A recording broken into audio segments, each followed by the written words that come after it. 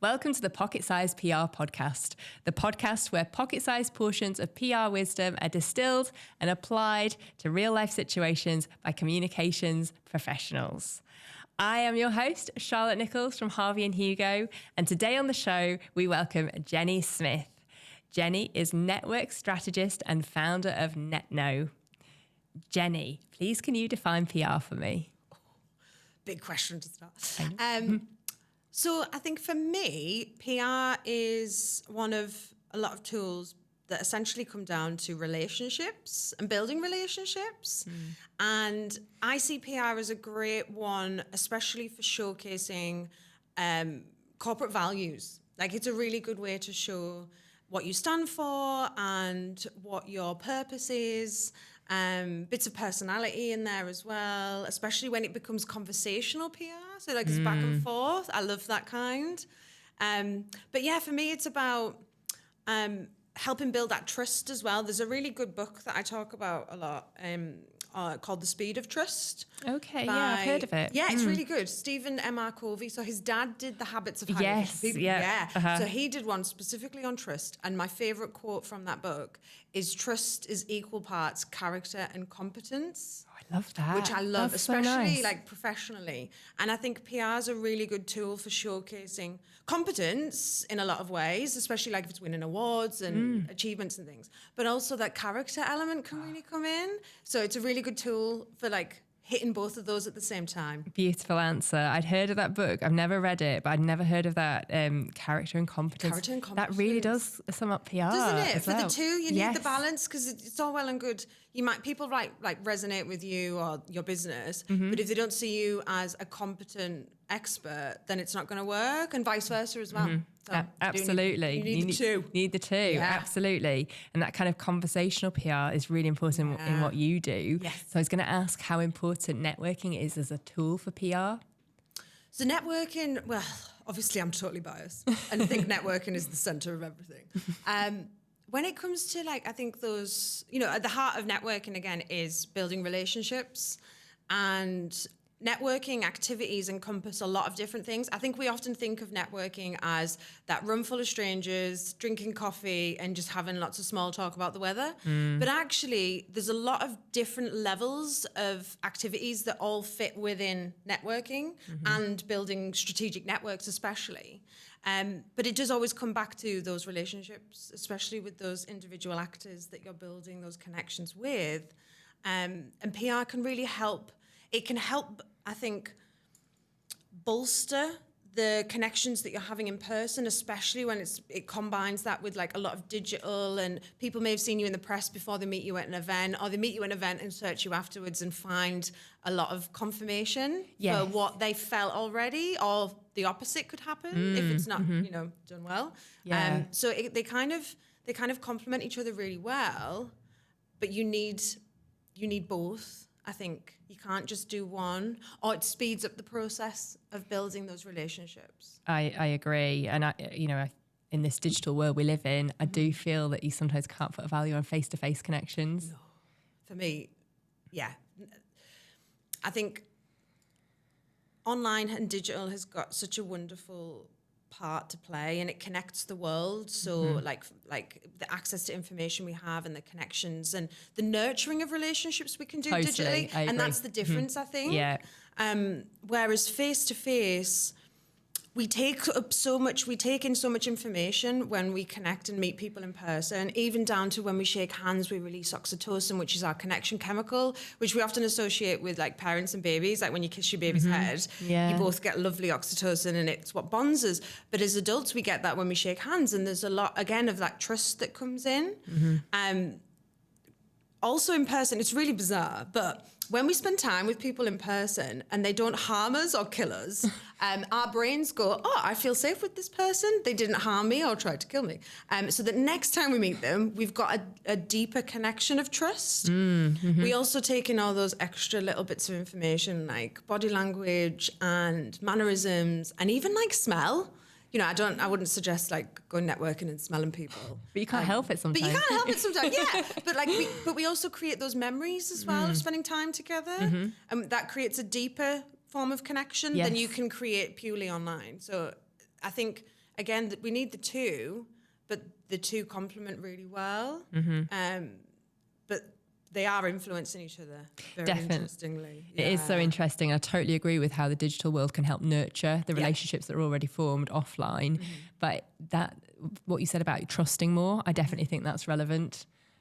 Just again, for probably all of those non-verbal reasons. Absolutely. Yeah, absolutely. And I think the way in which, the world is moving and digital adoption's had a massive impact in the way that we communicate. Yes. And the way that, especially the younger generation coming through. So I do a lot of work with students and helping them network for career progression, but also for personal development, emotional development. There's a really great academic called Sherry Turkle, who's an MIT professor, and she's done a lot of research into the impact of the digital adoption on young people, and more specifically, their ability to build empathy.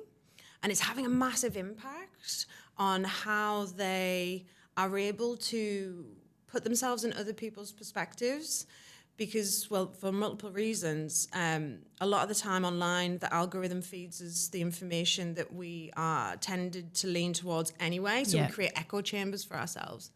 But also what happens is young people who spend the majority of their time communicating online, they can edit themselves there. So the idea of in-person, real-time conversation where you can't edit it, you can't take it back, it creates a real fear and a real social anxiety that's impacting the way in which they communicate in person. And we're seeing the effect of this already, and this was happening pre-lockdowns. Okay. But that really was a massive catalyst as well for it. And a lot of young people, especially around university age, there's a lot of research showing, the impact that gap in person had, and they really struggle now to know they don't understand necessarily the social rules around working environments. So, those people are now in the workforce, and they didn't have the practice that they would have being in a classroom or a professional setting. So it's having a lot of knock-on effects emotionally, professionally, and the way in which that we build connection, it's causing a lot of barriers to empathy. Oh, I can see it. It totally affects, if you go back to that the character and competence thing, your rapport that you're able to build up with another person. Yeah. And you know what, maybe they're a lot better at doing it digitally, but not in the real world. And I just did a seminar on real life optimization instead of kind of, search engine optimization, everything we're optimizing online. Because even now we're getting some adult clients say to us, I'm worried about how I'll come across when I'm not digital, when I'm not using AI, because I might not actually speak how I've been kind of creating my content. And it is just a real worry, I think. That safety net that they've got is taken away. Yeah. And in person, scary. We're all programmed to fear social rejection. Yes. And we experience social rejection in the same part of our brain as we experience physical pain. So our brains can't tell the difference between physical or emotional danger. It's just danger. Yeah. So the act of going networking or the act of engaging socially can often feel like we're the outsider of an established tribe trying to break in. And that's when that possibility of experience social rejection is increased, which is a very vulnerable thing. And there's a lot of vulnerability wrapped up in it because, we've all got memories of being that kid in the playground that, that others didn't want to play with, or, we didn't get invited to that party. And as adults, we experience a lot of networking environments in a similar way. Or even digitally, people often are scared of putting things out there because of the response. So again, it's that vulnerability that holds people back because it's a safety mechanism. Totally. But do you think the benefits of getting involved in networking outweigh the vulnerability? 100%. Absolutely. Yeah. Like, I've experienced the benefits personally for over 20 years, professionally, for the same amount of time. Doing my PhD now, so I'm coming up into my fourth year now, researching networks and the value of networks and the impact of networks from a macro perspective, but also for individual actors, and the impact and the resources that networks provide for us. It's so worth it. It's so worth that vulnerability. And I think people think of vulnerability as the source of a lot of negative things, and it can result in, hard experiences.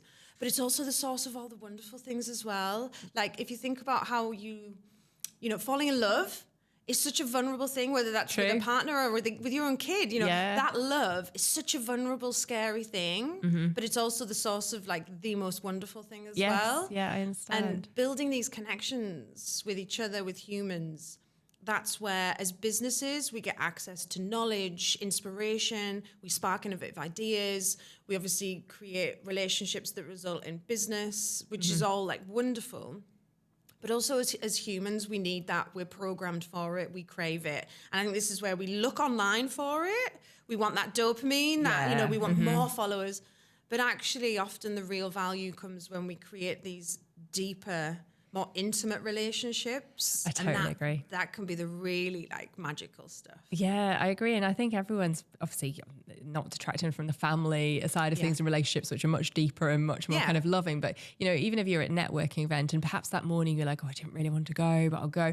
I generally leave the room like buzzing. Yeah. You know, I've met such and such person. I've had such a good connection with this person. And sometimes we don't even talk about business, but it's about, again, that rapport that you build, the connections, the similar interests. I think when you work either as a leader, so you're responsible for others, or you work independently, so you're a micro business, it can be lonely. So networks, building those peer networks where you can get that emotional boost and that kind of reinvigoration to keep going, but also accessing the knowledge and experience of other leaders, which then makes you a better leader. And there's loads of research into the impact of building diverse networks as well, and network diversity, and having and gaining the perspectives of other people who can allow you to solve problems more effectively in your own industry and business. But also you can potentially solve problems for other people who use different language to describe what they do or what they need. So by going out and engaging with them,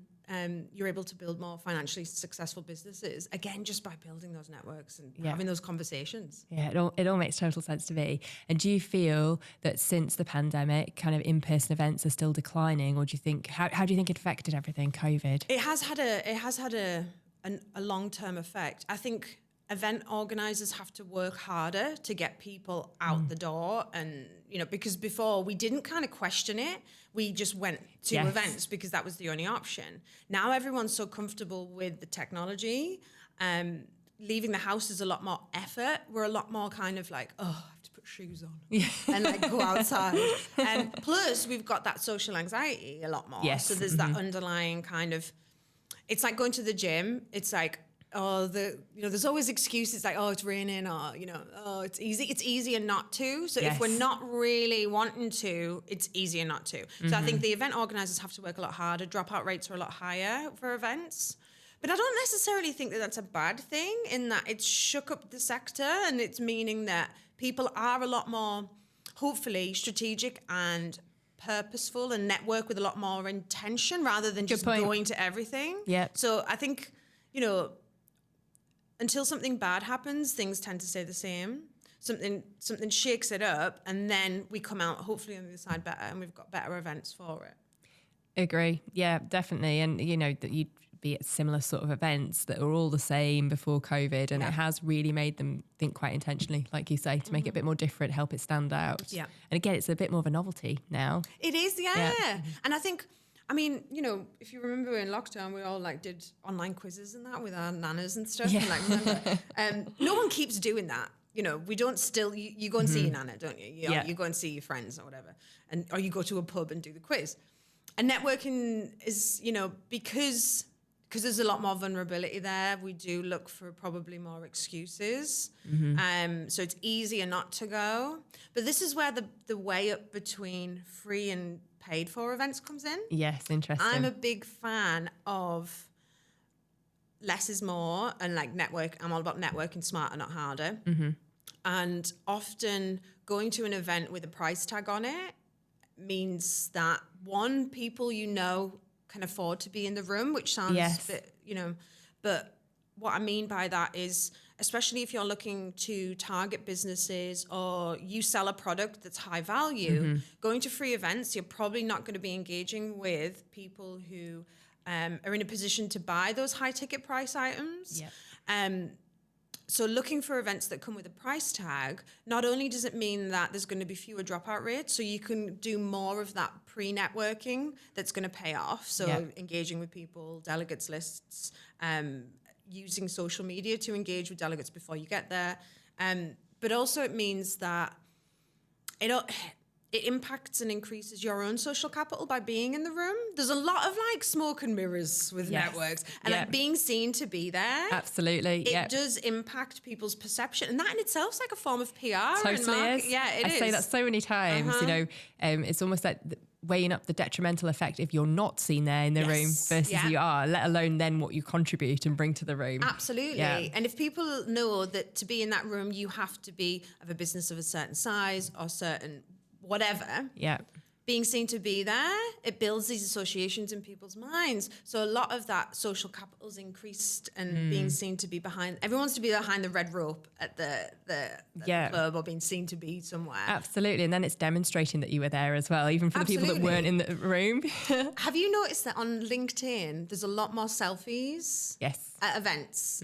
And this isn't something that was really, I think, pre-lockdown. This is another kind of, I've noticed in the last few years. I agree. It didn't come around before. People maybe had pictures taken of them, but people tend to even do selfies at meetings. I see a lot more selfies. Yeah, it's almost like evidence I was there.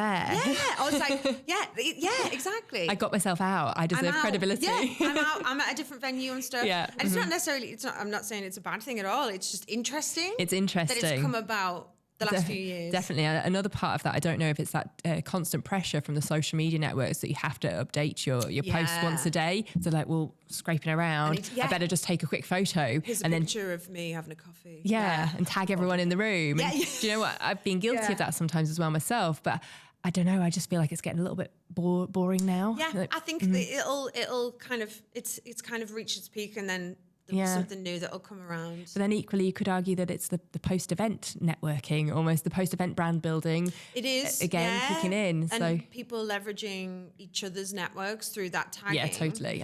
There's a great paper called The Strength of Weak Ties that talks about the value of your network doesn't come from the deep connection you have. It comes from their wider networks. Okay, yeah. So obviously that's really applicable digitally. When you tag someone, your content gets in front of all their network, but also through your networking activities. Yes. Thinking about, right, I'm not just networking with you, I'm networking with your wider network and people that you will meet in the future as well. That's a really broad way of networking strategically. Absolutely. And it makes sense. And it's valuable, but you're almost getting kind of kudos out of the fact you were just there alone compared to the value you added while you were at that network. Yeah, absolutely. So just the act of being there in itself is valuable, as opposed to, never mind the knowledge that you accessed, the conversations you had, the rapport that you built with people, you know, having a joke or a laugh and creating memories. That's a different kind of value as well. It is so interesting, isn't it? And obviously what's going to add a whole new dimension is AI. How do you feel that will affect networking? I'm a big fan of AI. And actually it's doing me a massive favor, because what it's doing is making people distrust the content they're seeing online. So they're actually going back to in person. I agree. So people want to look you in the eye. Yes. They want to shake your hand. Touch you, check your They reel. They do. They want to see if online you and real person you align. That's a really big one, because again, if you are one way online, and like you were saying, like the people that you were talking to the other day, they felt like they weren't coming, they didn't know if they came across the same. Yeah. And that's a real big issue, especially for building that trust. So that trust piece is a lot about safety and predicting future behavior. So spending time with you and we have a great time, and then next time I meet you, we have a great time, and then next time, it means that I will predict that in the future, we will continue to have a great time, and you will continue to be the same, and that consistency is what builds that trust and that safety. Totally. When you are one way online and you meet that person and they are so different in person, it's so difficult to come back from that. That trust is like, I don't know what I'm going to get because I don't know which is true. Therefore, I really struggle to feel safe with you. I really struggle to believe what you're telling me, either online or in person. So AI, not only is it making things more efficient, and I think there's a lot of exciting things. I don't think we can fathom what's going to come. No. Which is exciting in itself. I think it is a very it could be used for good or evil, like most things. Yes. So I'm hoping that the leaders and the people that are utilizing it eventually will kind of balance itself, and empathy will be, and humanization will remain within the impacts. However, it also is forcing people, and they really want to see you, meet you, sit in a room with you. And that's where networks and networking can really, I think it's going to... I totally agree. But this is where there's opportunity as well, though, for people. Because learning to, to network in the traditional sense of going to an event and having conversations, anybody can learn this. I hid in the toilets. It's my first networking. No. I did. It probably scared the juice out of me. But no one warned me. And I think this is why I'm like really passionate about helping people. Yes. And helping them build the skills and the courage and the confidence to go out. And by the act of doing it, you build the skills. You can't build, it's like swimming. You can read all the books in the world about swimming you want, but you need to get in the pool and you need to practice. Absolutely. And that's what networking is. And, there's a real opportunity for people who do put the time and effort in to develop and nurture those skills. They're going to set themselves apart, especially professionally and as businesses. I agree. And not being afraid to share their own true, authentic voice online, despite all the tools. And obviously use the tools, use the AI to help you, but train it, develop your own kind of unique language and personality like you have already when you're out there. Because like you said, that mismatch in real life, it just damages trust. It does. And it's so hard to come back from, as you said. But I think I think it'll go two ways, and there'll be like two streams of people. Potentially people could choose both options, but coming back to the real world, doing more events in real life, but then I feel it's also, which you could argue is already there, creating these virtual worlds that people can be whoever they want to be. Yeah. And there might be potential, there are like virtual events these days where you've got your own avatar, you can look how you want, you can come across how you want, you can speak how you want. And again, there's so much kind of, I don't know, it's very interesting, like just how that's going to evolve, because then that's a whole other networking stream and it's a complete PR to consider. I was going to say, how do you see that fitting in with PR? Yeah, it is just because, it could work well for both. If you're entering an online world, you still have that personality. It's still about building relationships, even if they are with other bots or something that you're in control of. Again, my little brain can't perceive it all yet. Yeah. But yes, it would still be really important. And if you're going to create something from scratch, surely if you sought the advice of a PR agency to help you come across the best possible way, in line with your brand, in line with your values, it could, we could essentially be having a PR agency in the virtual world. Yeah, 100%. You could totally see that happening. So this is where I think people struggle, and like going back to, you said then about aligning with your values and your company values. I think a lot of people aren't really sure what they are. Yes. And then this is also a disconnect. So my research has taken me into many rabbit holes. But one of the big things that I've found is that before we can have these external relationships and external connections, we need to first know who we are and have internal self-connection and self-acceptance, and the forming of self needs to happen. Totally. Because if you don't know who you are, how can you then have a relationship externally? And our ability to love others is limited by the level in which we love ourselves. Totally. And I think this is the same for businesses as entities as well as for individuals. How can you effectively portray to the world who you are and what your values are if you don't know who you are and what your values are? And I think that's the step that people sometimes skip over, and they think, we'll just shout really loudly and we'll just do loads of stuff. But because it's not from a place of authenticity, because the authenticity doesn't currently exist, because they don't know who they are, they don't know what they stand for yet, or they haven't quite nailed it down, then it's really difficult to come across and connect through any kind of, whether it's one-to-one or it's through big PR campaigns or social media, whatever it is, it doesn't quite land. I love that. I love how deep we got, but it's all very true. And whether it's in the real world, real life, or virtually, you need to know those basic fundamentals. Even if you've created this character, you still need to know about who they are, so it comes across authentic, even more so if it's not genuine. Exactly. And even more so if it's an AI virtual like imaginary character. Yeah. Which then kind of goes back to a business's brand, because it isn't a real person. Essentially, you are creating it as a person. You need to know it even more than you know your personal values. Obviously, your personal values are critical and they contribute to it and they should be aligned, but you still have to know that. Yeah, but your business is a combination of, it's not just you as a founder, it's the culture, it's multiple individuals that come together, especially that founding team, if it's a large organization, and thinking about who your target market is and what they're going to align with. And then we go off on time. I love it. Honestly, it sounds so simple, doesn't it? But it's so complex, really. If you just think, right, I'm just going to go networking today. And yes, obviously you take a lot of it for granted because as a human, particularly at my age, you've built up skills over the years after 20 years of work.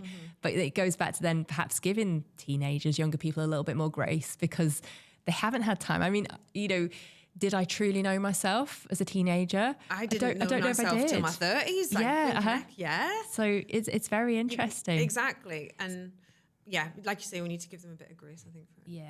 So networking fails. What are common networking fails that you see all the time? Downfalls. Often people go to the wrong events. Yes. And then they get upset that they don't get anything back in return. But it's because they're in the wrong room usually, or they're trying to go to everything when actually they need to be more targeted. Yes. That can come down to a good way to rewind a little sec. We need to start with objectives probably. Yeah. So if you don't know what you want from networking, you're never going to get anything from networking. And setting objectives first and foremost is a really important step. So knowing what you want in return from events, if it's business, fantastic, you know, it's a great business development tool.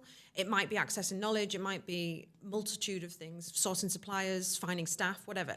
So setting objectives first and then building a strategy around those objectives to then help you select which is the right room to be in. So then it's easier to measure that return on investment. Networking's difficult for ROI because it's not like digital where you've got access to dashboards of data and we like the facts, we like the data because it makes us feel safe and we can say, I pressed this button, this happened, and then here's the results. Whereas, and I imagine PR is a lot like this, it's a lot harder to kind of put a number against it. It is, it's frustrating. Yeah, and it can become a little bit more elusive in that way. And it's a long game, as you know, like with PR, with networking, with relationships, it's a long-term strategy, and then you don't know when things are gonna. You could do something today and not get that return on investment for another 5 years. Like you just don't know. And I don't know if you hear people say this all the time, but I think people sometimes struggle to justify the value they've got from an in-person event. Yeah, I hear this a lot especially from people who are employed. Yes. They feel like they have to justify their being out of the office or going to an event. Even as a business owner, I feel like I have to. Yeah. Unless I've come back with tangible business for my team, I feel like, but I made some good connections, you know, I'm sure it'll come. Maybe that's just me. But I think we do feel, especially if I think we enjoy it. If you get enjoyment from it, enjoy it. There's a lot more guilt that comes with that because it's like, maybe it shouldn't, I'm having a good time, maybe I shouldn't be. Like, it's work stuff. And I think, that can cause a lot of internal conflict. I've seen that in a lot of businesses where you've got different departments, especially in like traditional services where you've got like law firms and you've got the fee earners, the people who do and deliver the actual, you know, and then you've got the people who are out. And because maybe there's a bit of disconnect, they don't understand each other's roles. There's a lack of that empathy. Yeah. Not as individuals, but more like social empathy. They can sometimes be like, they're just out drinking coffee. They're going to like, especially if there's like hospitality events and they're going to like football or, you know, whatever. The resentment can come in. So this is where it's important to set objectives and understand what the whole organization is getting from having representation at events. So being seen to be there and the social capital that comes and making sure that people across the business understand that. But also, I mean, the biggest asset that networking provides is knowledge. And to put a number against that, you can't. Yeah. So going out to events with the mindset of I'm going to learn from them and take that knowledge back. And that could be learning about what's going on in my sector. It could be learning about a new topic. It could be learning about AI. Yeah. It could be just learning about what people are up to so that information can allow us as a business to be more strategic. And again, I think it's important that people understand the breadth of values that come from networks and don't just see it as, they're going out having free alcohol and pizza and I'm stuck at my desk, and because then that can really cause internal conflict and guilt for people who are doing it. Absolutely. So it is really tricky to measure. So other fails. So obviously they need to have objectives, be at the right events. Anything else while they're there that they could do better generally? I think a big one that people hate when others do it to them, but then continue to do it, is that kind of try and speak to everyone and collect business cards and just see it as that short-term interaction. You're far better off going and having deeper, fewer. But this is where social media plays a role in that we see volume as better, because online, if you've got more followers, we want that volume. But actually in person, it's not the same. No, it I doesn't agree. translate. And again, justification. Look how many business cards I got from this event. This is how many people I spoke to. Yeah, I gave away 10 cards and I got collected another 14 and I've got 3 meetings, and it's like, whoa, like humans we're not built that same way. It's not the same. It's that complex kind of balance between satisfying the algorithms online, but satisfying our human algorithm in terms of what's actually going to work. Yeah, and the two are different. Yeah, and acknowledging very that different. is fine. And and given, I think a lot of, especially women, they've been told nurturing relationships is wrong and it needs to be business and it needs to be quick and it needs to be right. Can we work together? No, right. Next person. Whereas people who are naturally more leaning towards nurturing of relationships and then business comes later, they tend to feel bad about that, or they've been told. So often I almost say to people, you have permission, this, you're doing it right. Yes. Adding value to people in your network, that is the most impactful way to build a network, because you're increasing your own value when you add that to others. You're positioning yourself as someone who others want to be connected to. You're increasing that social capital, that perception of your value in your network. So by networking as a form of helping other people, going to an event and thinking, right, what can I learn from these people? And who can I meet that's going to add value to my existing network? Absolute game changer. It changes your own experience of it, but it also changes the outcomes. It totally does. And, sometimes just listening as well. Yeah. Listening to other people is a really valuable networking skill. Absolutely. But all of those things that you've just mentioned, so true. And they all contribute to your personal brand. So again, another reason why actually networking is so valuable, however it looks. Yeah. I could talk to you all day, Jenny. I find the psychology part of it so interesting. Isn't it? I know. But we have to wrap up, and I'm going to end on, what's your top PR tip? Oh, I think my top PR tip is to really focus on the relationship. And although you could be talking to hundreds of thousands of people, actually, you're only ever talking to one person, and really maintaining that personal relationship. And I think making things personal is what's going to differentiate businesses, especially moving forward in the world of digital and AI. So keep it personal. That's my top tip. Love that. Thanks, Jenny. Welcome. Nobody can do business with you if they don't know about your business. But nobody will do business with you if your business's brand doesn't have trust and credibility. PR is the secret sauce in the marketing mix that can help achieve this and so much more. If you're interested in how PR can help your business, contact Harvey and Hugo, harveyandhugo.com, or email info@harveyandhugo.com.